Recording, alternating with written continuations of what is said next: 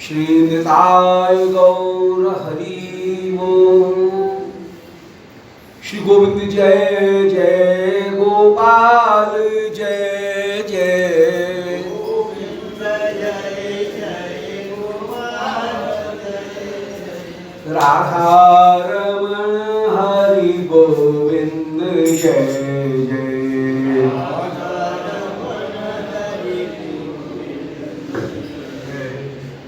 गोविंद जय जय गोपाल जय जय। गोविंद जय जय गोपाल जय जय। राधा रमण हरि गोविंद जय जय। राधा रमण हरि गोविंद जय जय। गोविंद जय जय गोपाल जय जय। गोविंद जय जय गोपाल जय जय। श्री राधा रमण हरि गोविंद जय जय। राधा रमण हरि गोविंद जय जय। बोलो वृंदावन बिहारी लाल की जय। ओम नमो भगवते पुराण पुरुषोत्तमाय। ओम जयति पराशर सूनु सत्यवती हृदय नंदनो व्यास। यस्यास्य कमलगल्तम वाग्मयम् अमृतं जगत्पेवती विश्वसर्गविसर्गादि नवलक्षण लक्षतम श्रीकृष्णाक्षं परं धाम जगद्धाम नमामि तत्। हृदयस्य प्रेरणया प्रवर्तितोऽहं वराहरूपोऽपि तस्य हरे पदकमलं वन्दे श्रीचैतन्यदेवस्य। वन्देऽहं श्रीगुरुं श्रीयुतपदकमलं श्रीगुरुं वैष्णवांश्च। श्रीरूपं साग्रजातं सहगण रघुनाथान्वितं तं सजीवं साद्वैतं सावधूतं परिजनसहितं श्रीकृष्णचैतन्यदेवं श्रीराधाकृष्णपादान् सहगण ललिता श्रीविशाखान्वितांश्च। आजानुलम्बितभुजौ कनकावदातौ संकीर्तनैकपितरौ कमलायताक्षौ विश्वम्भरौ द्विजवरौ युगधर्मपालौ वन्दे जगत्प्रियकरौ करुणावतारौ। वन्दे कृष्णपदारविन्दयुगलं यस्मिन् कुरंगीदृशां वक्षोजप्रणीकृते विलसति स्निग्धोऽङ्गरागस्वतः। काश्मीरं तलशोणिमोपरितले कस्तूरिकां नीलिमा श्रीखण्डं नखचन्द्रकान्तिलहरी निर्व्याजमातन्वते। नारायणं नमस्कृत्य नरं चैव नरोत्तमं देवीं सरस्वतीं व्यासं ततो जयमुदीरये। वाञ्छाकल्पतरुभ्यश्च कृपासिन्धुभ्यैव च पतितानां पावनेभ्यो वैष्णवेभ्यो नमो नमः। हे श्री सनातन प्रभो करुणाम्बुराशे। हे रूप दुर्गत जनैक दयावलोको। हे भक्ति युग्म सुमते रघुनाथ दासो। श्री जीव में कृतमंदमते दयांद्रा। तुलसी काननम यत्र यत्र पद्मवनानि च पुराण पठनम यत्र तत्र सन्निहितो हरि। बोलो श्री वृंदावन बिहारी लाल की जय।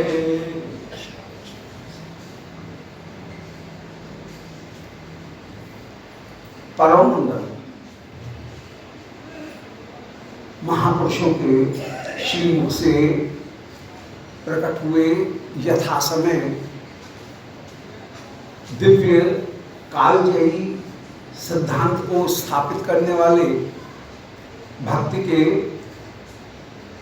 महिमा का स्थापन करने वाले दिव्य वचन और उन वचनों का पद्यावली के रूप में श्रीमद् रूप गोस्वामी पाद के द्वारा किया गया दिव्य संकलन, जिनमें पूर्व प्रसंग में श्रीमद् महाप्रभु के एक श्लोक को यहाँ श्री गोस्वामी जी ने संकलित किया, चेतो दर्पण मार्जनम, और उसमें यह निरूपण किया कि श्री कृष्ण नाम वह पहले अनैष्ठिक भक्ति, फिर इसके बाद में 7 नैष्ठिक भक्ति, और 7 नैष्ठिक भक्तियों में प्रेम की प्राप्ति होने के बाद में 6 जो मूर्छाएं हैं, उन मूर्छाओं को प्रदान करने वाले होकर के विराजमान है।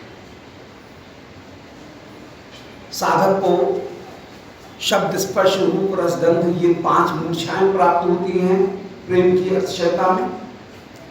फिर उसकी प्रत्येक इंद्रिय में प्रत्येक विषय को, प्रत्येक माधुर्य को भोगने की अभिलाषा उत्पन्न होती है छठी 5वें काल में।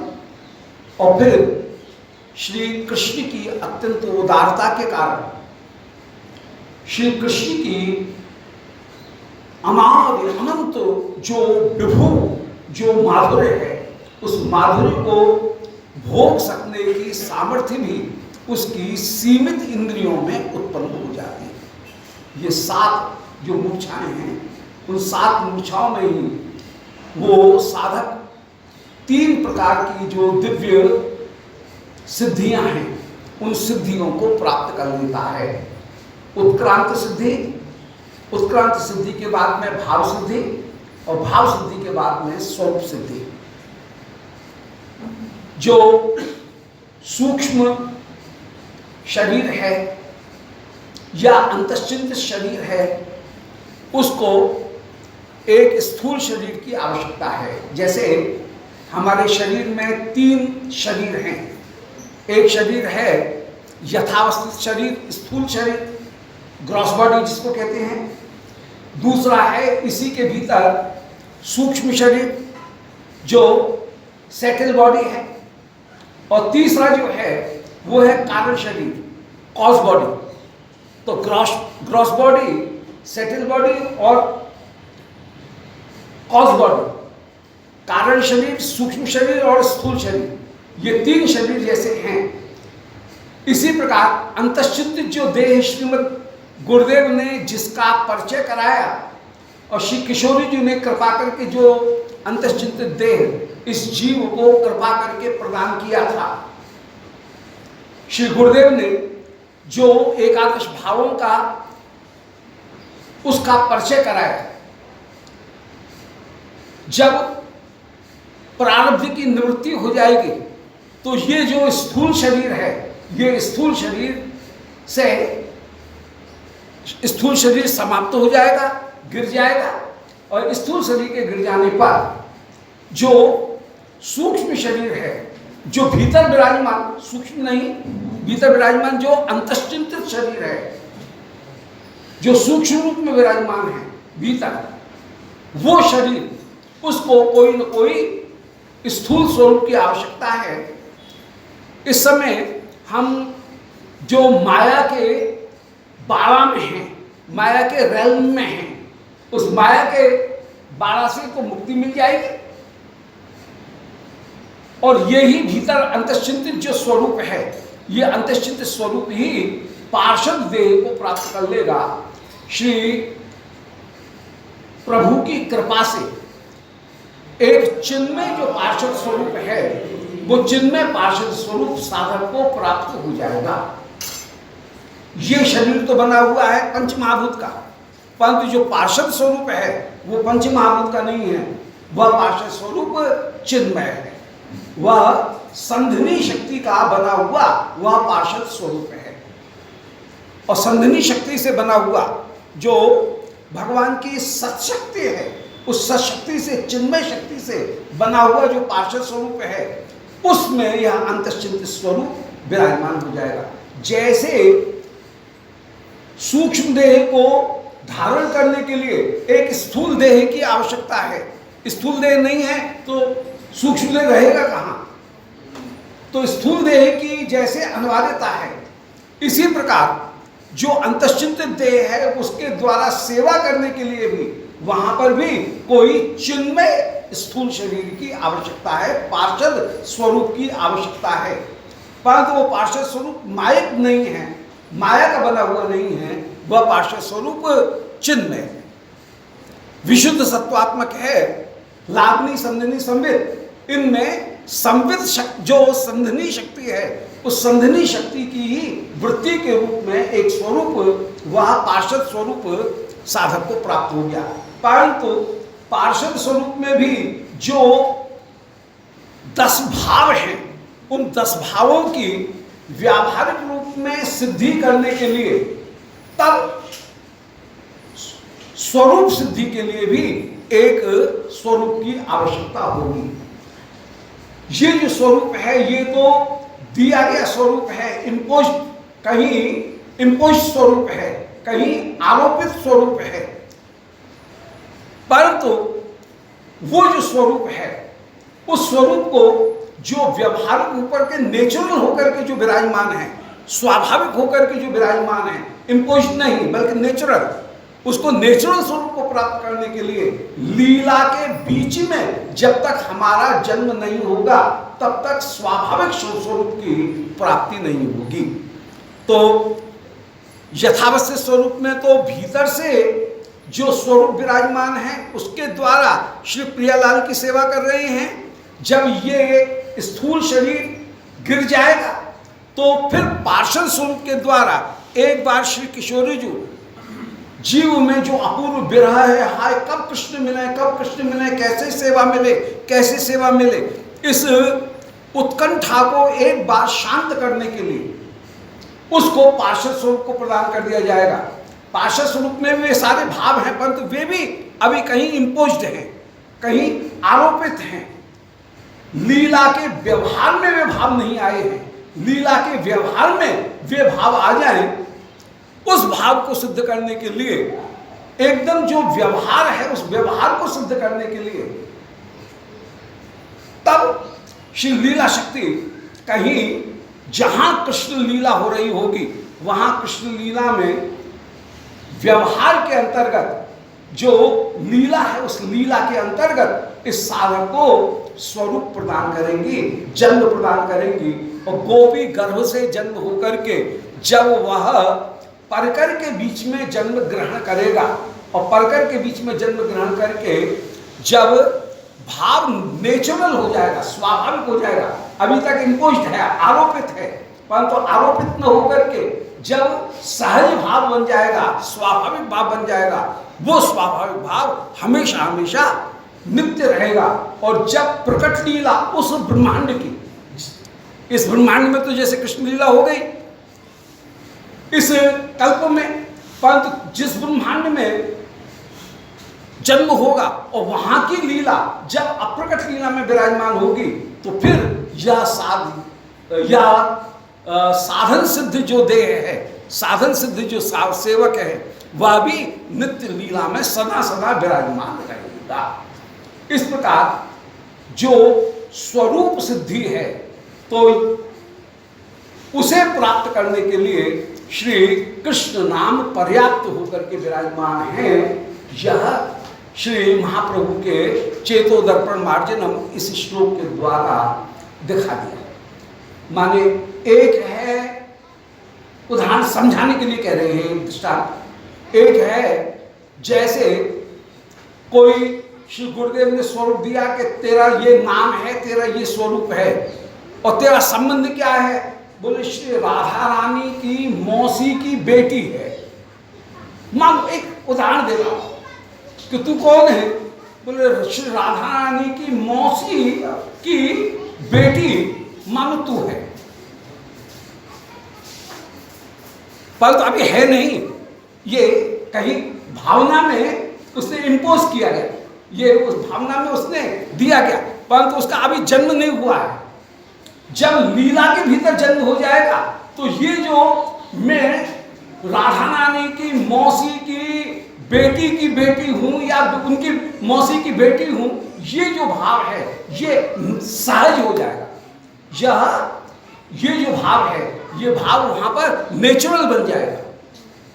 अभी तो इमेजिनेशन में है, कल्पना में है, इम्पोज्ड है, आरोपित है, परंतु वहां पर वो जो भाव है वो लीला का एक पार्ट बनने पर, पार्टिकल बनने पर, लीला का एक स्वरूप बनने पर, लीला का एक भाग बनने पर वो जो भाव है वो सिद्ध हो जाएगा। तो जो एकादश भाव श्रीमद् गुरुदेव ने कृपा करके प्रदान किए, उनके उन भावों को कहीं वे इम्पोज न रहें, वे कहीं आरोपित न रहें, बल्कि वे यथार्थ में लीला के भाव बन जाएं।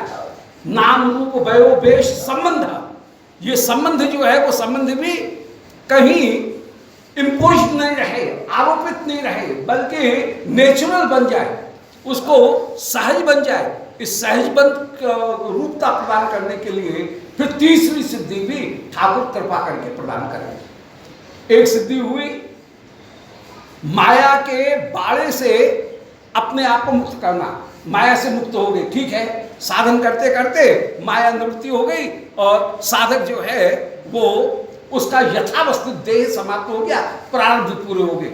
ये हो गई उत्क्रांत सिद्धि। उत्क्रांत माने इस शरीर से उत्क्रांत माने निकल गए, वो हो गई उत्क्रांत सिद्धि। दूसरी सिद्धि है, अब इस शरीर में भी अनेक अनेक विरह की प्राप्ति हो रही थी उन सिद्ध साधकों को कि हाय कब सेवा मिलेगी, कब सेवा मिलेगी। उस विरह को शांत करने के लिए एक बार तो श्री प्रियालाल का दर्शन करा देगी योगमाया देवी लीला शक्ति, एक बार तो श्री प्रियालाल का दर्शन करा देंगे, एक बार तो सीधे वैकुंठ निकुंज में पहुंच के प्रियालाल की सेवा हो गई। उसके हृदय में वो भाव विराजमान है कि कौन है तेरा, क्या नाम है, क्या वेश है, क्या रूप है, ये सब भी उसके पास में विराजमान। पर अभी ये नेचुरल नहीं है, ये बताए गए हैं, इम्पोज्ड है, आरोपित है। उसको एक व्यावहारिक रूप में स्वीकृति प्रदान करने के लिए, एक सहज नेचुरल रूप में उनको स्वीकार करने के लिए फिर श्री लीला शक्ति जब जन्म प्रदान करेंगी, तो जन्म प्रदान करने पर जहां भी लीला हो रही होगी, अब भाई इस ब्रह्मांड में तो अब लीला होगी नहीं। ब्रह्मांड में तो एक बार श्री कृष्ण ब्रह्मा के एक दिन में एक बार जन्म लेते हैं, तो कृष्ण लीला तो हो गई, तो हम तो टपटपाते ही रह गए, हमको तो कभी लीला में प्रवेश करने का अवसर मिलेगा ही नहीं, क्योंकि कृष्ण अवतार तो हो गया, अब दोबारा तो होगा नहीं कृष्ण अवतार। श्री राम, श्री कृष्ण और श्री गौर, ये तीन अवतार कल्प अवतार हैं, कोई मनवंतर अवतार तो है नहीं कि हर एक मनवंतर आएगा और हर एक में श्री कृष्ण उत्पन्न हो जाएंगे, ऐसा तो है नहीं। तो हम तो टपटपाते रह गए, हमको तो कभी पूर्ण सिद्धि की प्राप्ति होगी नहीं। तो उस समय श्री विश्वनाथ चक्रवर्ती जी कह रहे हैं, अरे साधको घबराने की जरूरत नहीं है, अनंत कोट ब्रह्मांड है और अनंत कोट ब्रह्मांड में कहीं ना कहीं कृष्ण लीला हो रही है। वहां उस लीला में तुमको जब जन्म मिलेगा तो जो भाव है वह भाव आरोपित भाव नहीं रहेगा, इम्पोज नहीं रहेगा, बल्कि वह नेचुरल बन जाएगा। उस भाव को नेचुरल बनाने के लिए, सहज बनाने के लिए, स्वाभाविक बनाने के लिए श्री लीला शक्ति प्रदान करेंगी। तो श्रीमद् महाप्रभु ने वो ही कहा कि चेतो दर्पण मार्जनम से लेकर के परम विजय थे श्री कृष्ण संकीर्तन, परम तक की जो स्थिति है, जहां पर जिस देह को प्राप्त करने के बाद में फिर मृत्यु का तो सवाल ही नहीं, उस भाव के छूटने का भी सवाल नहीं, क्योंकि वो भाव इम्पोज नहीं है, वह भाव सहज बन गया है। इस सहज को बनाने वाला भी श्री हरिनाम संकीर्तन ही है। वे संकीर्तन विजय थे सर्वोत्तम रूप में विराजमान है। बोलो जगन मंगल हरिनाम संकीर्तन की जय। आगे किन्हीं महापुरुष के, कवि का नाम पता नहीं है, किन्हीं महापुरुष के एक वचन कह रहे हैं कि ब्रह्मांडानाम कोट संख्याधिकानाम ऐश्वर्यम यत् चेतना वा यदंश आविर्भूतस्तन्वः कृष्ण नाम तन्मे साध्यम साधनम जीवनम च। बोले श्री कृष्ण के ही महत से, महामत तेज, श्री कृष्ण के ही तेज से अनंत कोटि ब्रह्मांड उत्पन्न हुए और अनंत कोटि जीव भी उत्पन्न हुए। हमारे वृंदावन के रस्तों ने कहा कि ज्योति फुहारो कुंज को ब्रह्म सुता प्रकाश।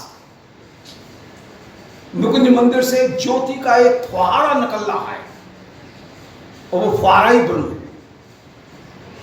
उसी ब्रह्म से माया उत्पन्न हुई, उसी से ही चेतन अंश में जीव उत्पन्न हुआ। जो विभिन्नांश हैं वे विभिन्नांश दो। एक विभिन्नांश है ईश्वर का, वो है जड़ रूप में माया, और दूसरा ईश्वर का विभिन्नांश है वो है चेतन रूप में जीव। तो ज्योति भाव कुंज को ब्रह्म सुता प्रकाश, श्री कृष्ण के श्रीअंग की अपूर्व ऐसी कांति है, उस कांति से ही जो ब्रह्म है, उस ब्रह्म से कांति कहें ब्रह्म कहें, उस ब्रह्म से ही श्री ब्रह्म से ही संपूर्ण जगत भी उत्पन्न हुआ है, जगत के जितने भी तत्व हैं वे भी उत्पन्न हुए, और उसी से जीव भी उत्पन्न हुए। द्वादश स्कंध में निरूपण किया गया कि जीव जो है वो भगवान ने, नारायण ने जो कौस्तुभ धारण कर रखी है, उस कौस्तुभ की किरण रूप में अनंत कोटि जीव भगवान के कौस्तुभ मणि से निरंतर निरंतर निकल रहे हैं। चैत्य से तत्व ममलम, चैत्य जो है उनका तत्व ही होकर के वो जो कौस्तुभ मणि है, उस कौस्तुभ मणि की किरण होकर के अनंत कोटि जीव सदा सदा निकल रहे हैं। वे जीव अनंत कोटि हैं और वे सदा प्रकाशित भी हो रहे हैं। तो ठाकुर के महिमा का क्या निरूपण किया जाए कि ब्रह्मांडानाम कोटि संख्याधिकानाम ऐश्वर्यम, उन श्री कृष्ण से ही, कृष्ण की महिमा से ही माया समुद्र उत्पन्न हुआ। अब माया समुद्र के यदि कोई एक चुल्लू जल को ले और उसके पास में यदि सूक्ष्म वीक्षण यंत्र है और उसमें यदि वो देखे माइक्रोस्कोप में, तो उस छोटे से जल में, एक चुल्लू जल में उसे करोड़ों अंडे तैरते हुए दिख जाएंगे। जैसे कोई गंदा जल ले तो उसमें न जाने कितने अमीबा तैरते हुए मच्छरों के वे दिख जाएंगे। अब एक एक अंड को यदि देखा जाए तो उस अंड में 14 भवन हैं, एक एक अंड में ब्रह्मा है, एक एक अंड में शिव भी विराजमान है। ऐसा जिनका वैभव, उन भगवान के वैभव का क्या वर्णन किया जाए।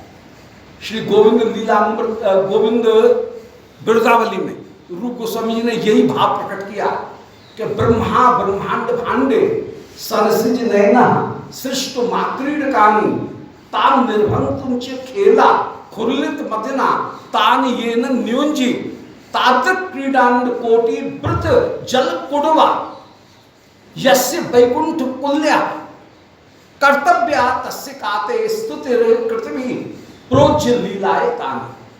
कि आपके वैकुंठ के बाहर जो बिरजा समुद्र के भी बाहर जो माया समुद्र है, उस माया समुद्र के एक चुल्लू जल को ले लिया जाए तो ब्रह्मा ब्रह्मांड भांडे, एक एक अंडे के भीतर जो इतने अमीबा दिखे हैं, उनमें एक एक अंडे के भीतर न जाने एक एक अंडे के भीतर हर एक अंडे में ब्रह्मा है, ब्रह्मा ब्रह्मांड भांडे, प्रत्येक अंडे के भीतर ब्रह्मा है। हे सरसिज नयन, कृष्ण के लिए संबोधन है, हे कमल नयन, आपकी वैकुंठ कुल्या के बाहर के जल के एक चुल्लू जल में अनंत ब्रह्मांड है, हर एक ब्रह्मांड में ब्रह्मा ब्रह्मांड भांडे, ब्रह्मा जी भी विराजमान। हे सरसिज नयन, कमल नयन, सृष्टुम आक्रीड कानी, और उन्होंने सृष्टि की है आपकी क्रीड़ा के लिए।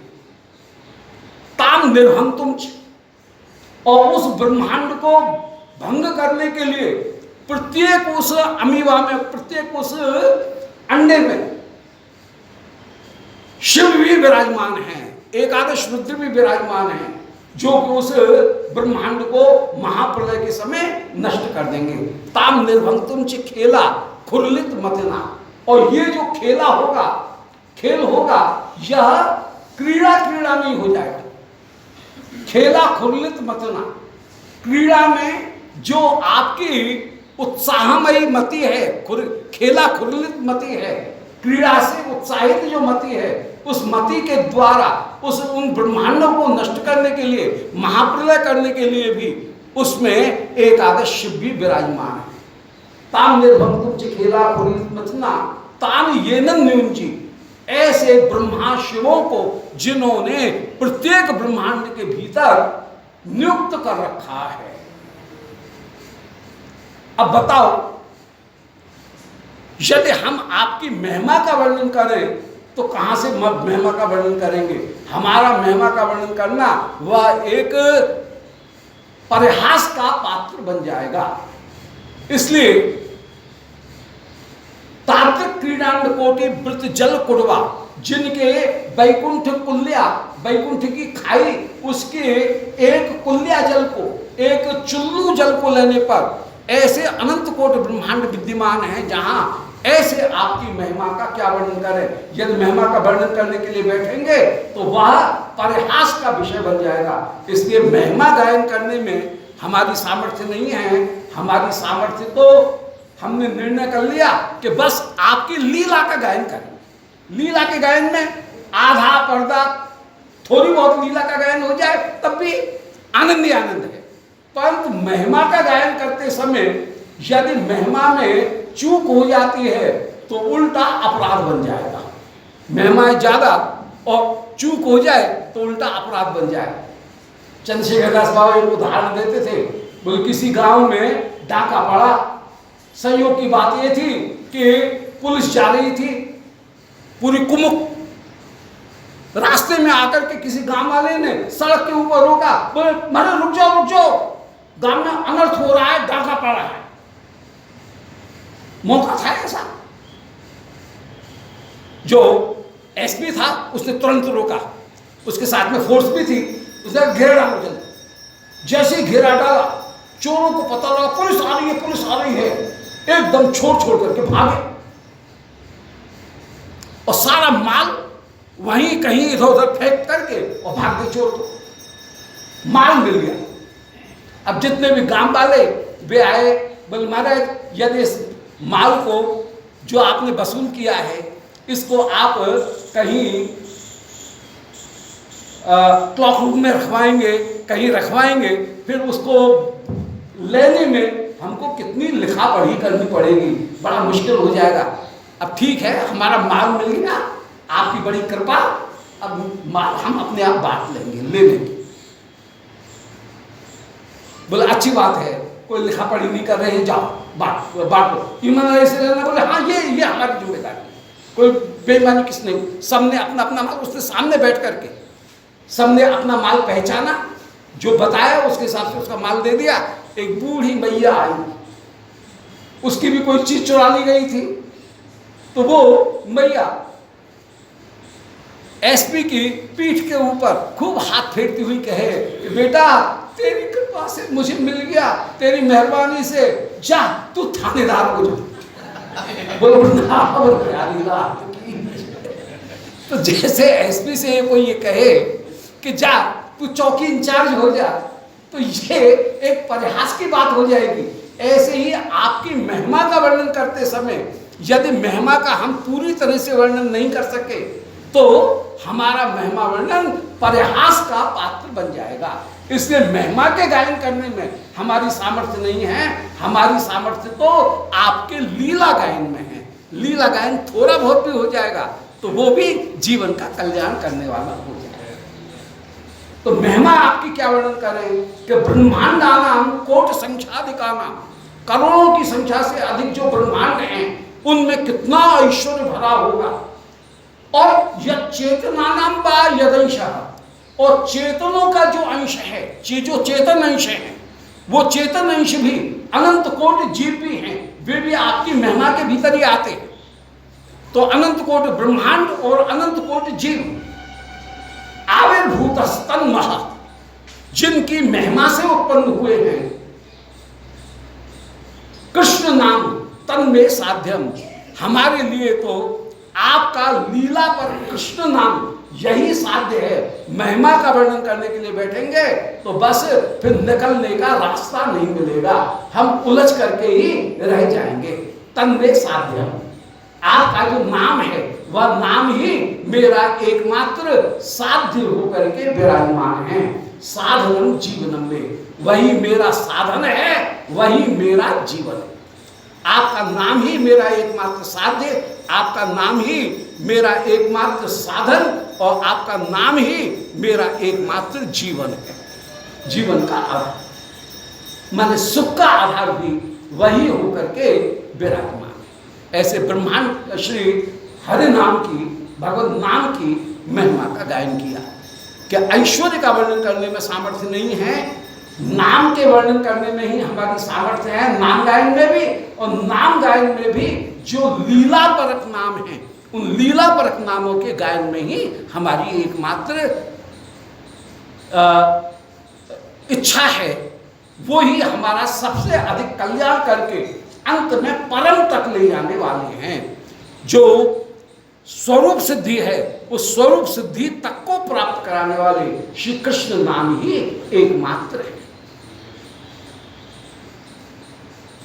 अब भगवत व्यास पादाना, श्री व्यास जी के ही कई वचन हैं, किसी पुराण के वचन हैं कि विष्णु नामैव पुंसः शमलम अपहरत पुण्यम उत्पाद्य च ब्रह्मादि स्थान भोगा विरति मत गुरो श्रीपद द्वंद भक्ति तत्व ज्ञानम च विष्णु मृत्यु जनन भ्रांत बीजम च दग्ध्वा संपूर्णानंद बोधे महति च पुरुषम स्थापित्वा निवृत्तम।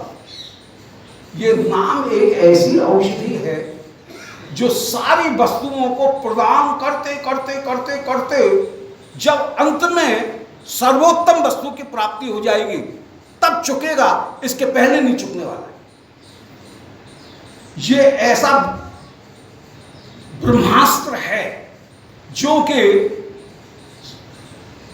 शत्रु के कवच का भेदन करके, फिर उसके कंचुक का भेदन करके, फिर उसकी त्वचा का भेदन करके, फिर उसके मांस का भेदन करके, फिर मांस के भीतर जो नाड़ी है उन नाड़ियों का भेदन करके, फिर रक्त का भेदन करके, फिर अस्थि का भेदन करके, फिर मज्जे का भेदन करके, फिर वीर्य का भेदन करके, फिर प्राणों का भेदन करके प्राणों का हरण करने वाला है। तो जैसे एक बाण अंत तक जाकर के प्राण पर्यंत का हरण करके तब निकलता है दिव्य अस्त्र, इसी प्रकार श्री कृष्ण नाम सभी वस्तुओं को प्रदान करने के बाद में तब महति च पुरुषम स्थापित्वा निवृत्तम, चैन पड़ेगा।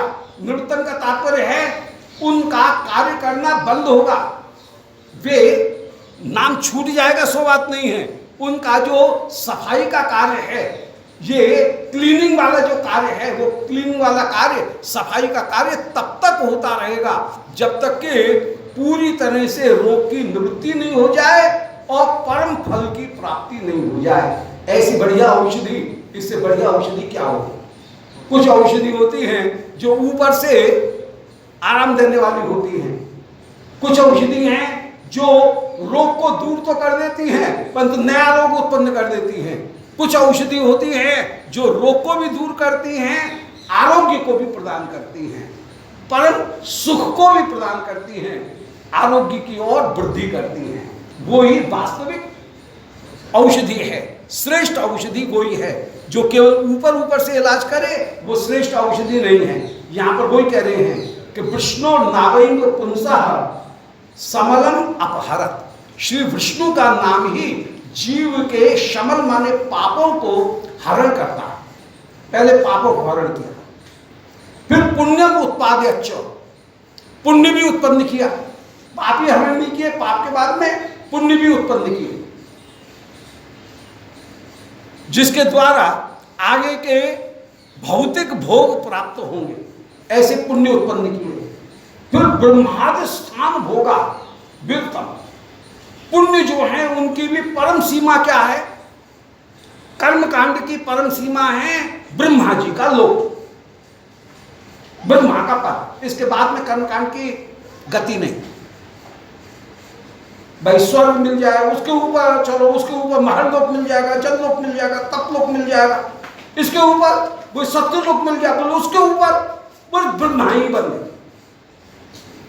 इसके बाद में फिर कर्मकांड की गति नहीं है।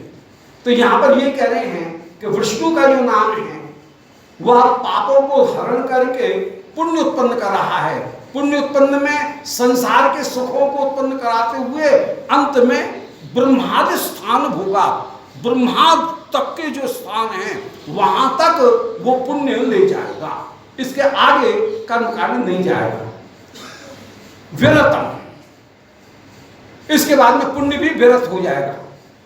अथ गुरु हो श्रीपद द्वंद्व भक्ति, इसके बाद में जो वस्तु उत्पन्न होती है, जो कार्य करने वाली है, यहां तक जो अधिकार है वो कर्मकांड का था। इसके बाद में जो वस्तु की प्राप्ति कराने वाले का अधिकार है वो अधिकार किसका है? श्रीमद् गुरुदेव उनके चरण कमलों की भक्ति, उसका अधिकार प्रारंभ होता है। कर्म कांड अधिकार यहां तक, इसके बाद में कर्म नहीं चलेगा। इसके बाद में श्री गुरु हो पद द्वंद्व भक्ति, श्री गुरु की चरणारविंद की भक्ति, वह इसके बाद में कार्य करेगी। तत्व ज्ञान च विष्णु, और उस भक्ति के द्वारा ही, श्री गुरुदेव की कृपा के द्वारा ही तत्व ज्ञानम च विष्णु हो, श्री विष्णु के तत्व का ज्ञान होगा। मृत्यु जनन भ्रांत बीजम च दग्ध्वा, और फिर जो भगवत भक्ति है, श्री कृष्ण नाम, श्री गुरुदेव की कृपा के द्वारा प्राप्त होने वाला जो कृष्ण नाम है, गुरुदेव ने जब किसी साधक में स्वेच्छया भजन में थोड़ी सी प्रवृत्ति देखी तो उन्होंने उस योग्य क्यारी में कृष्ण नाम रूपी बीज को बोया। श्रद्धावान व्यक्ति के हृदय में श्री गुरुदेव कृष्ण नाम रूपी बीज बोएंगे, और जब नाम रूपी बीज बोया और साधक ने थोड़ा सा साधन किया,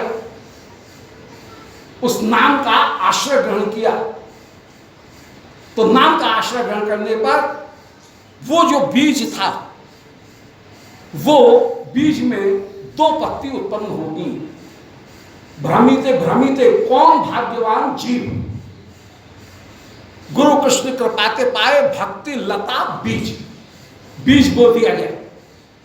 अब बीज का जब सिंचन किया गया तो बीज का सिंचन करने पर उसमें क्लेश अग्नि और शुभदा, ये दो पत्तियां उत्पन्न हुई पहले उस भक्ति लता में। उस भक्ति लता को कहीं खरपतवार से भी बचाया, हाथी से भी बचाया, उसको जो अमर वेल है उससे भी बचाया, और इनसे बचाते हुए भोग मोक्ष की इच्छा से बचा करके, अपराध रूपी हाथियों से बचा करके, और लाभ पूजा प्रतिष्ठा रूपी उपशाखा, इनसे बचा करके जब वो भक्ति लता का बीज लता के रूप में परिणत हो गया और उसमें पुष्प आए, अर्थात श्रद्धा से लेकर के भाव भक्ति रूपी पुष्प जब आए, तो पुष्प आने पर वे पुष्प ही फल रूप में परिणत होंगे। वो फल हुआ प्रेम लक्षणा भक्ति, प्रेम लक्षणा रूपी फल उस जीव को प्राप्त हो। तो तत्व ज्ञान च विष्णु, फिर वो फल जब पक जाएगा तो फल पक करके ही वह स्वाद भी प्रदान करेगा। तो तत्व ज्ञान च विष्णु, विष्णु के तत्व ज्ञान की प्राप्ति होगी, माने फल की प्राप्ति होगी, और फल की प्राप्ति होकर के मृत्यु जनन भ्रांत बीजम च दग्ध्वा, श्री कृष्ण नाम ही मृत्यु और जन्म, इनकी भ्रांति के जो बीज हैं इनको जलाएंगे। नाम मृत्यु जनन भ्रांत बीजम, मृत्यु जनन रूपी भ्रांत बीज जो हैं उन भ्रांति के बीज को भी जलाएंगे, और संपूर्ण आनंद बोधे। और तब जीव जिसका अंश था वह विभिन्नांश जीव अपने स्वांश श्री प्रभु की सेवा करते हुए जब विराजमान हुआ तो उस माधुर्य का आस्वादन प्राप्त करके संपूर्ण आनंद माने लीला में प्रवेश करके श्री प्रियालाल की सेवा करते हुए जब सुख को प्राप्त करेगा तो महति च पुरुषम स्थापयित्वा, महति माने महान जो कृष्ण सेवा है, जिस सेवा में अब प्राप्त करने की कुछ अभिलाषा नहीं है, सेवा ही अभिलाषा बन गई। पुष्टि का स्वरूप ही है जहां साधन ही साध्य बन जाए। जब तक ये विचार रहेगा कि मैं सेवा कर रहा हूं, इससे मुझे ये रिटर्न मिलेगा, तब तक पुष्ट भक्ति नहीं है, तब तक रागानुगा भक्ति नहीं है। मैं ये सेवा कर रहा हूं, इसके बदले में मुझे ये मिले, वेतन के रूप में ये मिले, रिटर्न के रूप में ये मिले, तब तक पुष्ट भक्ति नहीं है। श्री हराय चरण वे कह रहे हैं पुष्ट भक्ति की परिभाषा देते हुए कि पुष्ट भक्ति क्या है। पुष्टि और रागानुगा एक चीज है। रागानुगा भक्ति क्या है? बोले जहां पर जो साधन है वही साध्य लगने लगे, तब समझना चाहिए कि हम पुष्ट भक्ति में आए, हम रागानुगा भक्ति में आए। ये हम साधन कर रहे हैं, इसके बाद में हमको ये वस्तु मिलेगी, ये यदि भावना है तो इसका मतलब है अभी कहीं प्रोसेस ही है, अभी कहीं विधि का, मर्यादा का एक अंश कहीं छिपा हुआ चला आ रहा है, अभी वो समाप्त नहीं हुआ है। शुद्ध भक्ति कब होगी? जब आज श्री प्रभु ने मुझे सेवा दी, आह मैं धन्य हुआ, धन्य हुआ। आज मुझे कृष्ण नाम श्रवण करने का, कथा श्रवण करने का अवसर मिला, मैं धन्य हुआ, कथा से मुझे कुछ मिले, ये यदि भावना है तो इसका मतलब है अभी पुष्ट भक्ति, रागानुगा भक्ति सिद्ध नहीं हुई है, अभी साधन की अवस्था में ही है, अभी कच्चापन है। भक्तिया संजातिया भक्तिया, रागानुगा भक्ति मार्ग में है, आस्वादनीय मार्ग में नहीं पहुंची। उसकी सिद्धि वही है जहां पर के जैसे कच्चा आम ही पक कर के मीठा आम बन जाता है, इसी प्रकार जो साधन किए जा रहे हैं वे साधन ही जहां साध्य बन जाए, साधन और साध्य में अंतर न रहे, साधन ही साध्य हो जाए, यह पुष्ट भक्ति का सिद्ध स्वरूप। अन्यथा चल रही है, पुष्ट भक्ति का क्रम चल रहा है, परंतु आम अभी खट्टा है, खटमिठा है, गट्ट मीठा नहीं। जहां पर साधन स्वयं आस्वादनी, हम लोग कहां दशा में अपनी बात कह रहा हूं। साधन अलग है, साध्य अलग है, साध्य तो अभी करोड़ों दूर है, हम साधन कर रहे हैं, बात ठीक है। साधन में साध्य की स्थिति को अनुभव कर लेना ये बहुत बड़ी बात है, ये ही रागानुगा भक्ति का सिद्ध स्वरूप है। तो यहां पर कोई कह रहे हैं कि श्री हरि भक्ति जो है वो मृत्यु जनन भ्रांत बीजम च दग्ध्वा, जन्म मृत्यु रूपी भ्रांति के बीज को समाप्त करके साधन ही साध्य बन जाए, जहां पर वो स्थिति प्राप्त हो जाए और संपूर्ण आनंद बोधे, संपूर्ण आनंद का बोध प्राप्त हो जाए, साधन में ही परम आनंद की प्राप्ति हो जाए। कुछ कुछ तो प्राप्ति होने लगती है, तुष्ट पुष्टि क्षुद्पायो हासम, यह तो प्राप्त होती है प्रत्येक कौर के साथ में, परंतु पूर्ण रूप से साधन ही आस्वाद बन जाए, ये जो स्थिति है ये रागानुगा भक्ति की या पुष्ट भक्ति की सिद्ध स्थिति है। महति च पुरुषम स्थापित्वा, श्री कृष्ण नाम कृष्ण सेवा में इस जीव को स्थापित करके निवृत्तम, तब जाकर के चैन मिलता है, अन्यथा श्री कृष्ण नाम अपना कार्य करते रहेंगे, करते रहेंगे, करते रहेंगे, वे निवृत्तम, वे निवृत्त नहीं होंगे जब तक साधन को साध्य नहीं बना देंगे, तब तक कृष्ण नाम निवृत्त नहीं होंगे। कृष्ण नाम का जो कार्य है वो कार्य निरंतर निरंतर चलता ही रहेगा। तो महति च पुरुषम स्थापित्वा निवृत्तम, श्री कृष्ण नाम जो है वो लीला में जो कि फल रूप है उसमें जीव को स्थापन करके तब निवृत्तम, तब जाकर के कृष्ण नाम को चैन पड़ता है। और कृष्ण नाम साधन रूप न रह करके वह कृष्ण नाम का जप अपने आप आस्वाद रूप बन जाता है। सेवा साधन रूप नहीं रहेगी, वह आस्वाद रूप बन जाएगी। ठाकुर जी का श्रृंगार साधन रूप नहीं रहेगा, वह आस्वाद रूप बन जाएगा। नाम जप आस्वाद साधन नहीं रहेगा, नाम जप आस्वाद बन करके विराजमान हो जाएगा।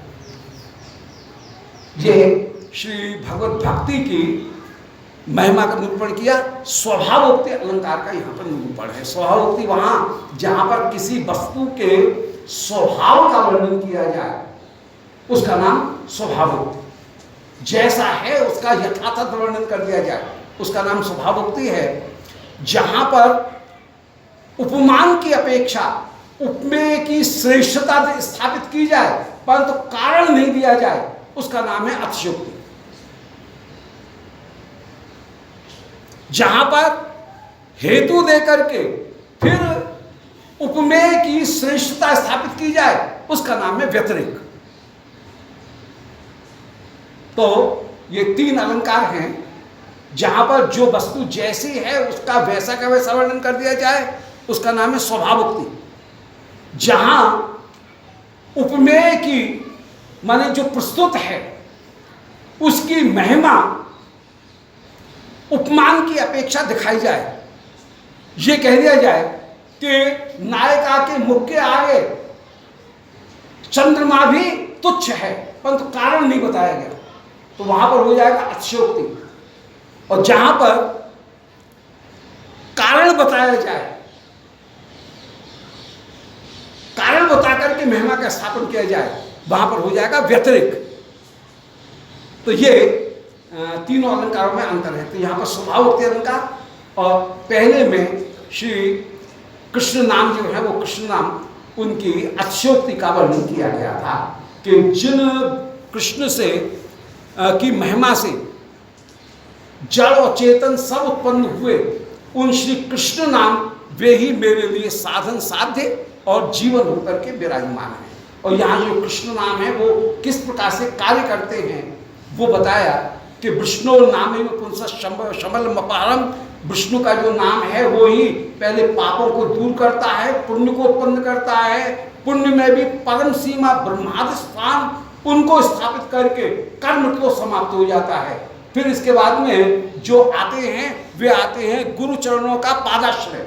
गुरु चरणों के पादाश्रय के द्वारा पहले विष्णु का तत्व ज्ञान होता है, तत्व ज्ञान होकर के जन्म मृत्यु इनके भ्रांत बीज माने माया की निवृत्ति हो जाती है और माया की निवृत्ति होकर के साधन ही साध्य बन जाता है, संपूर्ण आनंद का बोध होता है।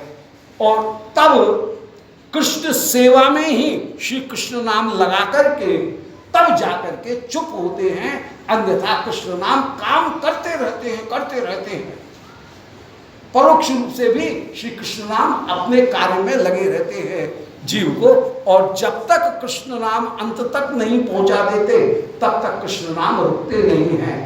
ऐसे कृष्ण नाम को अरे भैया तुम छोड़ो मत, यदि तुमने उन कृष्ण नाम का आश्रय छोड़ दिया तो फिर कृष्ण नाम तुमको भी बीच में छोड़ देंगे। इसलिए आश्रय मत छोड़ो, आश्रय नहीं छोड़ोगे तो कृष्ण नाम करते रहेंगे। ये बहुत अपने लिए बड़े काम की बात कि रस्सी कुएं के ऊपर चलती रहेगी तो लीक बना देगी और वह फिर वजन कम हो जाएगा, वह लिवर का काम करेगी, वजन को उठाने में शक्ति कम से कम प्रयोग होगी, लिवर का काम करती रहेगी वह।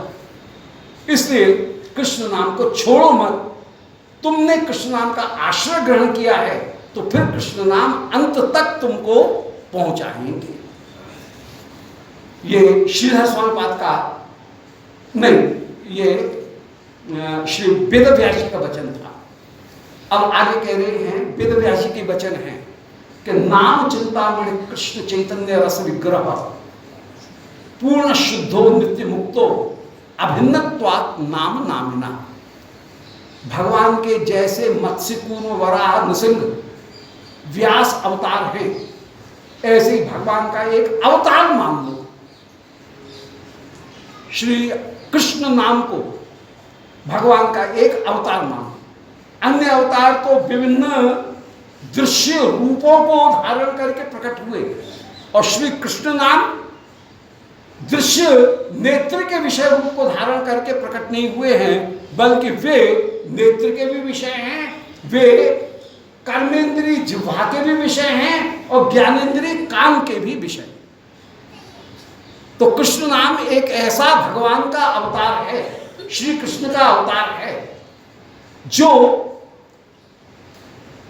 केवल नेत्र का विषय नहीं है, बल्कि वह कर्मेंद्रीय और ज्ञानेंद्रीय, दोनों ज्ञानेंद्रीय, नेत्र रूपी ज्ञानेंद्रीय में पढ़ करके और कृष्ण नाम को सुन करके कान रूपी ज्ञानेंद्रीय उनके द्वारा कान से भी सुन करके, ऐसा भगवान का यह अवतार है।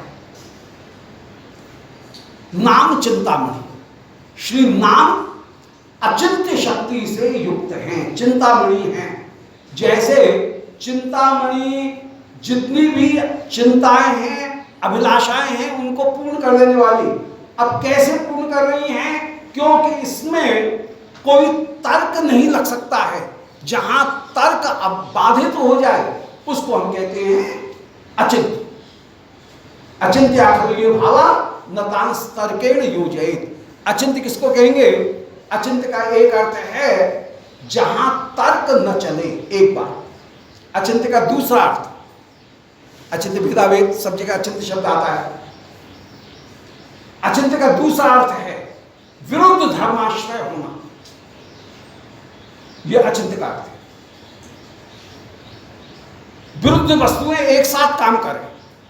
जो सन्निपात रोग को दूर करने वाली औषधि है, वह विरुद्ध प्रकृति वाले कफ पित्त और वात एक ही औषधि, तीनों जो गुण हैं उन तीनों गुणों को शांत करने में समर्थ हो जाती है। ये विरुद्ध धर्माश्रय है। गुण जो हैं वे विरुद्ध धर्म वाले हैं। पित्त अलग धर्म वाला है और कफ अलग धर्म वाला है। एक शीत प्रकृति है, एक उष्ण प्रकृति होकर के विराजमान, परंतु एक ही औषधि सन्निपात रोग की, वह विरुद्ध धर्म वाले जैसे गुणों को दूर करने में समर्थ होती है, इसी प्रकार श्री कृष्ण नाम ऐसे अद्भुत औषधि हैं जो कि विरुद्ध धर्मों को ग्रहण करके विराजमान है। श्री कृष्ण में भी विरुद्ध धर्म विराजमान है। आप एक छोटे से बालक के समान पूतना का स्तनपान भी कर रहे हैं, चुस्का भी ले रहे हैं, परंतु चुस्का में इतनी दम है कि वो पूर्ण पूतना जैसे महाप्राणी उसके भी जीवों का हरण कर लेती है। उस पूतना का वध करने के लिए श्री कृष्ण को नृसिंह जैसा कोई रूप धारण करना नहीं पड़ा। विरुद्ध धर्माश्रय है, परम कोमल नवजात 6 दिन के बालक, परंतु और उस बालक ने कोई नृसिंह जैसा रूप धारण नहीं किया है विशाल पूतना को मारने के लिए, परंतु विरुद्ध धर्माश्रयता परम कोमल के द्वारा परम विशाल भयंकर राक्षसी उसके भी प्राणों का किसी हथियार के द्वारा नहीं, बल्कि केवल चुस्का मारने से बालक जो चूस रहा है दूध को, उस चूसने मात्र से ही पूतना का वध करते हुए विराजमान, ये विरुद्ध धर्माश्रयता विराजमान। तो अचिंत्य का दूसरा अर्थ हुआ विरुद्ध धर्माश्रयता। अचिंत्य का एक अर्थ था तर्क से परे हो जाना, जैसे चिंतामणि, जैसे सावल मंत्र, बिच्छू सांप के जहर को उतारने वाले मंत्र। अब उन मंत्रों को देखें तो उनमें कोई व्याकरण नहीं है, कोई काव्य नहीं है, बस इधर उधर के तुक्का जोड़ दिए गए। मार धक्का आया, हुक्को हुक्का ले गया, भग जा, रक्षे रक्षे, ऐसा कुछ कह दिया, बस उस मंत्र के द्वारा जहर उतर जाए सांप बिच्छू। उनमें कोई काव्य नहीं है, कोई शब्दों का, भाषा का कोई प्रयोग नहीं है, परंतु अब एक शब्द के द्वारा और जहर उतर जाए, इसमें कहीं कोई संगति भी नहीं दिख रही है, तर्क भी नहीं दिख रहा है, कार्य कारण संबंध भी नहीं दिख रहा है। तो विरुद्ध धर्माश्रयता होना और तर्कातीतता, ये दो गुण हुए। एक तीसरा जो अचिंत्य का अर्थ होगा, वो अचिंत्य का तीसरा अर्थ होगा जहां पर अविकृत परिणाम, ये भी अचिंत्यता का एक स्वरूप है कि अनेक रूप को धारण कर ले और स्वयं के रूप में कहीं कोई परिवर्तन ना आए। जैसे सोना वही कान का कुंडल बन गया, वही हाथ की अंगूठी बन गया, वही हाथ का कड़ा बन गया, परंतु सोने में कोई अंतर नहीं आया, उसके आकार में अंतर आ गया। तो स्वयं विकृत न होते हुए परिणाम को प्राप्त हो जाए, उसका रूप कोई बदल जाए, उसका नाम है अचिंत्यता, अविकृत परिणाम। अविकृत परिणाम भी अचिंत्यता का एक गुण है, परंतु ये सब अचिंत्यता के बाहरी गुण हुए।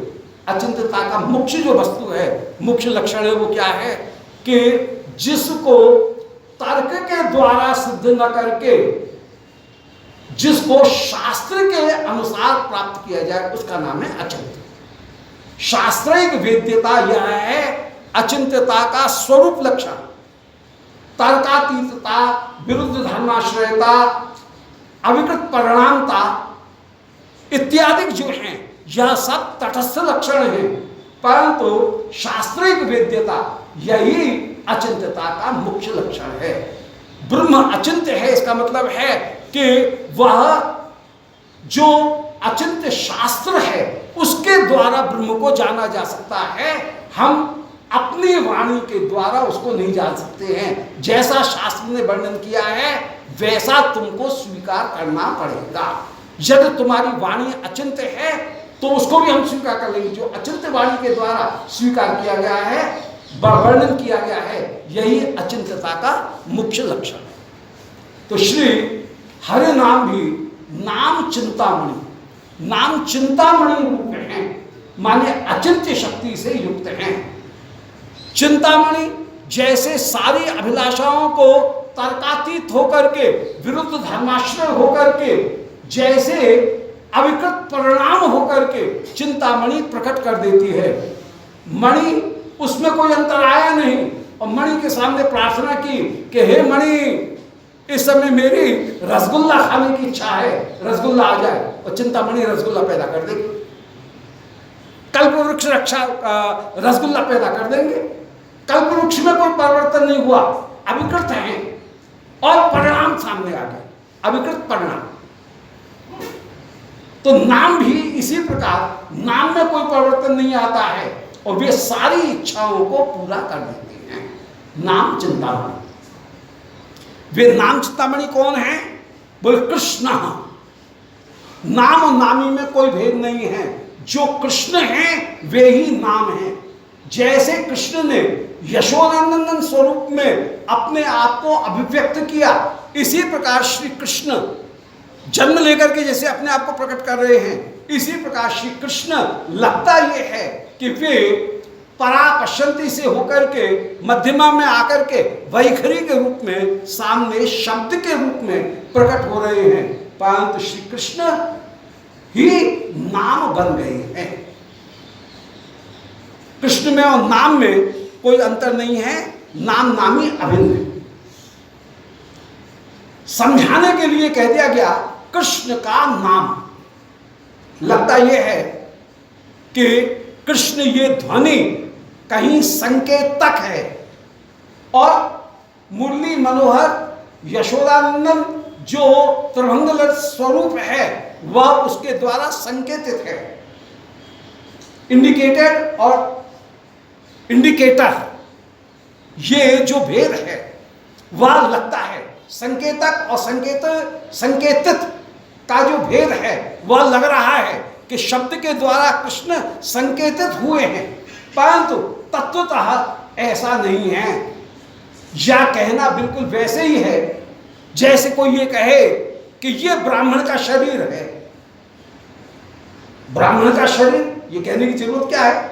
ब्राह्मण कहने से ही शरीर का बोध हो जाएगा, शरीर कहने की जरूरत ही नहीं है, क्योंकि जो शरीर है उसी का नाम ब्राह्मण, क्षत्रिय, वैश्य, शूद्र होगा। शरीर के भीतर जो आत्मा है न वो ब्राह्मण है, न क्षत्रिय है, न वैश्य है, न शूद्र है। केवल सुखबोध करने के लिए कह दिया गया ब्राह्मण का शरीर। इसी प्रकार सुखपूर्वक बोध कराने के लिए कह दिया गया कृष्ण का नाम। लगता यह है कि नाम तो संकेतक है और श्री कृष्ण संकेतित है, परंतु ऐसा है नहीं। एक इंडिकेटेड है और एक इंडिकेटर है, ऐसा है नहीं। तत्वतः कृष्ण ही नाम है, जैसे ब्राह्मण ही शरीर है। एक दूसरा दृष्टांत कह दिया जाए, ये राहु का माथा है, राहु का सिर है। भाई सिर कहने की जरूरत नहीं, राहु कहने से सिर का ही बोध होता है। एक राक्षस था, उसके शरीर के 2 टुकड़े कर दिए, तो जो सिर था वो कहलाया राहु, जो धड़ था वो कहलाया केतु। तो केतु कहने से धड़ का ही बोध होगा, राहु कहने से सिर का बोध ही होगा, परंतु फिर भी समझाने के लिए पुनरुक्ति कर दी जाती है राहु का सिर। ऐसे ही समझाने के लिए कह दिया गया कृष्ण का नाम। तत्वतः कृष्ण ही, नाम ही कृष्ण है। नाम और कृष्ण में कोई अंतर नहीं है। राहु और सिर में जैसे अंतर नहीं, ब्राह्मण और शरीर में जैसे कोई अंतर नहीं, ऐसे ही कृष्ण और कृष्ण नाम, इन दोनों में कोई अंतर नहीं। नाम चिंतामणि ही, नाम सारी अभिलाषाओं को पूर्ण करने वाले हैं, और नाम स्वयं कृष्ण ही। कृष्ण का नाम भी केवल समझाने के लिए कहा गया, ये मुख्य वस्तु नहीं है, केवल समझाने की एक पद्धति मात्र है। श्री नाम कैसे है? बोले नाम चैतन्य रस विग्रह। श्री चैतन्य रस विग्रह होकर के भगवान नाम विराजमान है। भगवान नाम किसी रजोगुण से प्रेरित होने वाली वायु का विकार नहीं है। हम कोई भी शब्द बोलते हैं वो तो एक वायु का विकार है। शरीर में जो रजोगुण है, उस रजोगुण के द्वारा कहीं मूलाधार में, नाभि के नीचे जो वायु बनी हुई थी, वह वायु कहीं जो श्वास नली है, उस श्वास नली में आगे बढ़ी, रजोगुण के द्वारा प्रेरित होकर के श्वास आगे बढ़ी, और वह मूलाधार से स्वाधिष्ठान मणिपुर अनाहत में आकर के विराजमान हुई। इसी प्रकार जो वाणी है वही परा पश्यंती और मध्यमा बन करके हृदय में आकर के अवस्थित हुई। और जब गले में आई तो हमारी श्वास नली में कई तंत्रियां हैं, उनसे टकरा करके वो श्वास निकलेगी।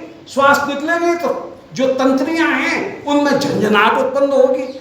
अब वो जो झंझनाहट उत्पन्न हुई है उसको कभी गले से रोका जाए तो क ख ग घ ङ ये कंठ ध्वनि उत्पन्न हो जाएंगे।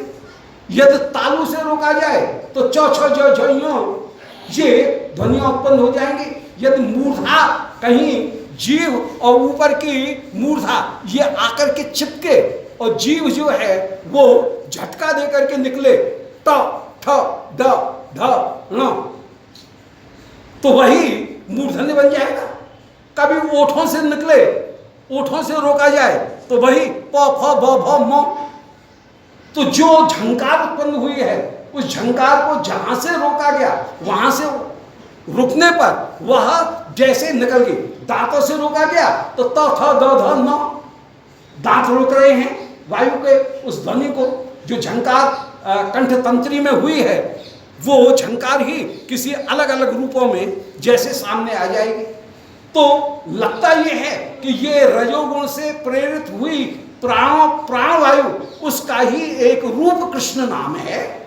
जैसे हम सब शब्द बोलते हैं चाचा ताऊ अम्मा, ऐसे कृष्ण नाम बोल रहे हैं, क्या अंतर है? नहीं, अंतर नहीं है, अंतर है। श्री कृष्ण नाम भगवत स्वरूप होकर के ही विराजमान है। श्री कृष्ण पहले शब्द के रूप में हमारे हृदय में अवतरित हुए और अवतरित होकर के शब्द के रूप में वे सामने प्रकट हुए। इसलिए नाम चिंतामणि कृष्ण, श्री नाम चिंतामणि हैं, सारी अभिलाषाओं को पूर्ण करने वाले हैं, वे कृष्ण ही हैं। कृष्ण का एक अवतार है, जैसे मत्स्य पूर्ण वराह ये अवतार थे, और वे चैतन्य रस विग्रह, वे रजोगुण से प्रेरित वायु का अवरोध होने पर प्रकट होने वाली ध्वनि मात्र नहीं है, बल्कि वे चैतन्य रस विग्रह, चैतन्य रस हैं। जैसे कृष्ण चैतन्य रस होते हुए विग्रह धारण करके विराजमान हैं। जो आनंद था वो आनंद यदि संधिनी शक्ति से युक्त हो जाए तो आनंद ही श्री राधा रानी के रूप में साधक के सामने प्रकट हो जाएगा। जो रस था वही संधिनी शक्ति से युक्त होकर के विराजमान हो जाए, माने उसका एक जो एब्स्ट्रैक्ट था वही कंक्रीट बन जाए। कंक्रीट बनेगा कैसे? बोले किसी लादनी संधिनी संबित, तो इसमें जो संधिनी शक्ति है, रूप को प्रदान करने वाली, कंक्रीट रूप प्रदान करने वाली, उस शक्ति से युक्त होकर के आनंद आ जाए तो वो आनंद ही श्री कृष्ण बन जाएंगे। आनंद हो गए कृष्ण, श्री किशोरी जी वो हो गई आह्लाद, जो आह्लाद है वही बन गई किशोरी जी। तो जो श्री किशोरी जी हैं वे आनंद रूप ही हैं, वे कोई अष्ट धातु का समुदाय नहीं है, बल्कि जो आनंद है वही संधिनी शक्ति से युक्त होकर के श्री संधिनी शक्ति जो उनमें थी उनकी ही शक्ति है, उससे ही वे अभिव्यक्त होकर के कहीं एक स्वरूप बन करके विराजमान हो गई। ऐसे ही श्री कृष्ण ही जो चैतन्य रस थे, वे चैतन्य रस रूप कृष्ण संधिनी शक्ति से युक्त होकर के एक कॉन्क्रीट रूप बन करके, एक स्थूल रूप बन करके, शब्द के रूप में हमारे सामने प्रकट हुए। चैतन्य रस विग्रह, विग्रह बन करके वे प्रकट हुए। चैतन्य रस विग्रह पूर्ण, श्री भगवान नाम पूर्ण है। वे किन्हीं वस्तुओं के संघात से बने हुए नहीं हैं, वे पूर्ण हैं। जैसे भगवत स्वरूप में जड़ और चेतन का संयोग संबंध नहीं है, हमारे सबके शरीर में जड़ एक था, चेतन का उसके साथ में संयोग संबंध हुआ। आत्मा आकर के मां के गर्भ में जो एक भ्रूण जो था, उस भ्रूण में चेतन का संपर्क हुआ, तो यहां पर देह के साथ में आत्मा का कहीं संयोग संबंध है। श्री कृष्ण के स्वरूप में, उनके स्वरूप के साथ में चेतन का संयोग संबंध नहीं है। इसलिए भगवान को कहा जाता है अरूप, अनाम। अरूप कहने का तात्पर्य है कि जड़ के साथ में चेतन का संयोग संबंध जहां न हो उसको हम कहेंगे अरूप। जहां पर प्राकृत जितने भी रूप हैं उनमें जड़ और चेतन इनका संयोग संबंध है, परंतु भगवत स्वरूप में जड़ और चेतन का संयोग संबंध नहीं है। भगवान संपूर्ण रूप में आनंद रस विग्रह है, उनका कण कण आनंद रस विग्रह है। और इसीलिए कोई भी श्रीअंग का भाग, श्रीअंग का एक अणु भी श्री कृष्ण का, न तो वह अणुओं का संघात है, अणुओं को मिलकर के बना है। संसार की जितनी भी वस्तुएं हैं वे कई अणुओं के संयोग से मिलकर के बनी होंगी। सुई की एक जो नोक है उसमें न जाने कितने एटम विराजमान हैं। उन अणुओं के संयोग से जैसे सुई बनी, ऐसे भगवत स्वरूप जो है वह अणुओं का संघात, संघात माने समूह, ग्रॉस, वो नहीं। तो पूर्ण, वहां पर प्रत्येक जो अंग है वह पूर्ण होकर के विराजमान है। ऐसे श्री कृष्ण नाम पूर्ण होकर के विराजमान। जब जो व्याख्यान जो सिद्धांत श्री वेदव्यास जी निरूपण कर रहे हैं वो अद्भुत है कि पूर्ण, फिर शुद्ध, श्री हरिनाम परम परम शुद्ध हैं। शुद्ध का तात्पर्य है संसार की जितनी भी वस्तुएं हैं वे सारी वस्तुएं सुख दुख मोह को देने वाली हैं, मिश्रित। उनका एक अंश सुख देता है, दूसरा अंश दुख देता है, तीसरा अंश मोह देता है। ऊनी स्वेटर जाड़े के दिनों में कितना सुख देता है, क्या आराम देता है, और जरा सी गर्मी पड़ने लग जाए और परिक्रमा देने के लिए चले थे सुबह तो कि भाई चलो पहन लो कुछ, परंतु परिक्रमा देते देते धूप निकल आई। अब उस समय उस सूटर को क्या करे, कभी कमर में बांधे, कभी कंधे पर रखे, कंधे पर रखे तो कंधे में गर्मी लगे, कमर में बांधे तो कमर में गर्मी लगे, थैले में रखे तो शरीर के ऊपर वजन आए, कैसे कहाँ रखे कहाँ छोड़े, छोड़ता बनता नहीं है, और लेके चले तो कैसे चले। तो एक ही वस्तु सुख भी देने वाली, दुख भी देने वाली और मोह भी देने वाली। कभी कंधे पर रखा था और नीचे गिर गया तो हाय कहाँ गया, बढ़िया सूटर था। मोह तो प्रत्येक वस्तु सुख दुख मोहात्मक है, इसलिए वो अशुद्ध है। परंतु पूर्णो शुद्ध नित्य मुक्त श्री कृष्ण नाम सदा सदा शुद्ध होकर के विराजमान, अर्थात सत्वगुण के कारण वस्तु सुख देती है, रजोगुण के कारण वो दुख देती है, और तमोगुण के कारण वह मोह उत्पन्न करती है। वस्तु बनी है तीन गुणों से ही, इसे तीनों गुणों को प्रकट करेगी, सुख दुख मोह तीनों को प्रकट करेगी। परंतु भगवान क्योंकि त्रिगुण से बने ही नहीं है, इसलिए वे शुद्ध हैं। वे सत्वगुण से बने हुए भी नहीं है, वे तो विशुद्ध सत्वगुण से बने हैं। विशुद्ध सत्वगुण कोई चीज ही अलग है, एक्स्ट्रा ऑर्डिनरी चीज है। वो ये नहीं है कि रजोगुण तमोगुण हट गए तो वो विशुद्ध सत्वगुण बन गया, ऐसा नहीं है। विशुद्ध सत्वगुण चीज ही अलग है, वो माइक है ही नहीं, वो तो भगवान का स्वरूप। तो ऐसा जो विशुद्ध सत्वगुणात्मक भगवान का स्वरूप है, वह वो ही स्वरूप से श्री कृष्ण नाम भी बने हैं। अभिन्नत्वान नाम नामिना, श्री नाम नामी ये दोनों के दोनों अभिन्न हैं। जैसे अवतार और अवतारी में भेद नहीं, इसी प्रकार श्री कृष्ण नाम एक अवतार है जो कि श्री नंदनंदन से अभिन्न है। तो नाम चिंतामणि, श्री नाम चिंतामणि होकर के विराजमान, जो दुखों को दूर करके सारी इच्छाओं को पूरा करते हैं। इच्छाएं कौन सी? जैसे वेदव्यास जी पूर्व श्लोक में कराए कि सारे वस्तुओं को टालते हुए, निकालते हुए, ये भी नहीं, सबको खारिज करते हुए, कैंसिल कैंसिल, सबको डिलीट करते हुए अंत में जो वस्तु बचेगी वो कृष्ण नाम होकर के विराजमान है। वो सेवा सुख, वही साधन ही साध्य रूप में जहां बच जाएगा, साधन ही जब साध्य बन जाएगा, वो परम परम अभीष्ट स्वरूप है। तो नाम चिंतामणि है, सारी अन्य चिंताओं को दूर करके, इच्छाओं को पूर्ण करके सर्वोत्तम जो वस्तु हैं उनके रूप में श्री हरिनाम प्रकट होने वाले हैं। कृष्ण, वे श्री कृष्ण स्वरूपी हैं, कृष्ण के अवतार हैं, जो कि परम मधुर होकर के विराजमान हैं, आनंदात्मक होकर के विराजमान हैं। कृष्ण भूवाचको शब्द ऋष्य निवृत्ति वाचका, जहां आकर्षण करने वाले और ऋण माने आनंद को प्रदान करने वाले हैं। ऐसे कृष्ण वे चैतन्य रस विग्रह हैं,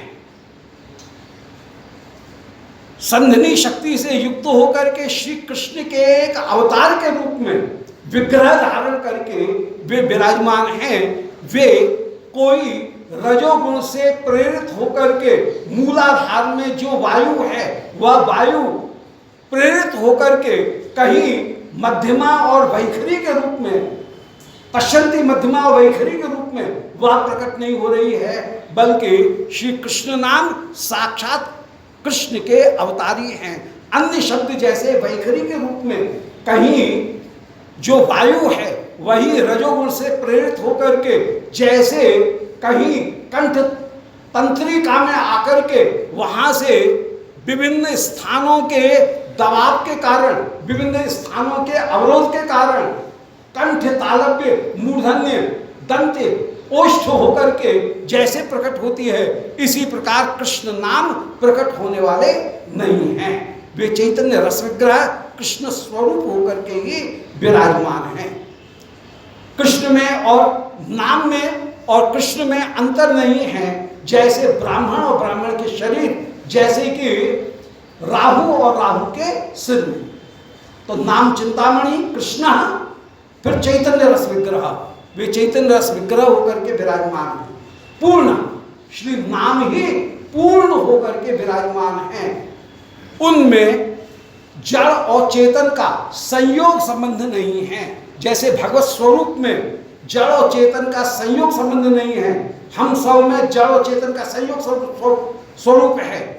हमारे अंग भी अनेक अनेक परमाणुओं के संघात से, परमाणुओं के समूह से जाकर के संसार की प्रत्येक वस्तुएं अणु से द्वणु, द्वणु से त्रिअणु, फिर चतुरणु, ऐसा होते हुए अणुओं को मिल करके कोई भी एक वस्तु जैसे रूप धारण करके विराजमान हुई, ऐसे श्री कृष्ण कहीं अणुओं से मिलकर के वह संयोग संबंध से मिलने वाले नहीं है।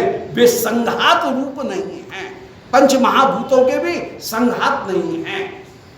शुद्ध संसार की जितनी भी वस्तुएं हैं वे शुद्ध नहीं हैं।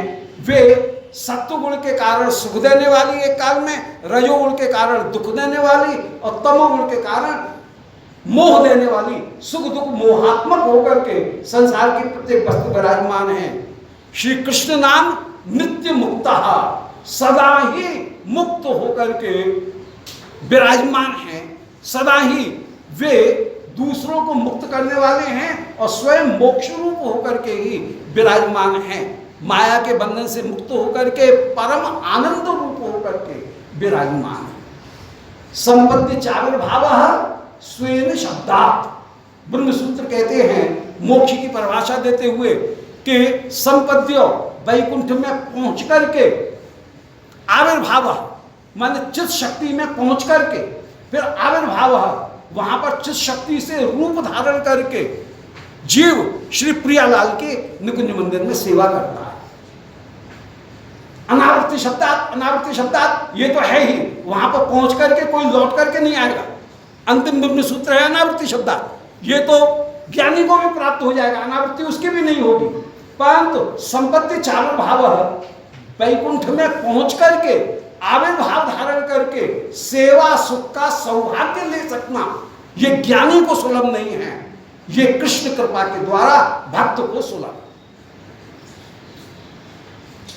वह सेवा कर सकने की योग्यता प्राप्त कर सकेगा। इसलिए नित्य मुक्त, नित्य मुक्त होकर के वो साधक विराजमान होगा। अभिन्नत्वा नाम नामिना, नाम नामी इनमें अभेद है।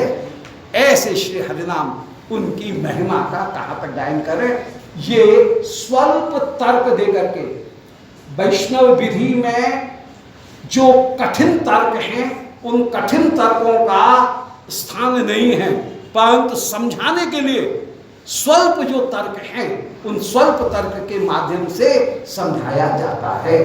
कठिन शास्त्रार्थ का वहां पर प्रयोग नहीं है, परंतु स्वल्प शास्त्रार्थ के द्वारा ये कुछ युक्तियां दे करके कि नाम चिंतामणि हैं, कृष्ण के ही स्वरूप हैं, चैतन्य रस विग्रह माने वे शब्दों के, वे वायु के विकार रूप नहीं हैं, बल्कि वे कृष्ण के ही एक अवतार हैं।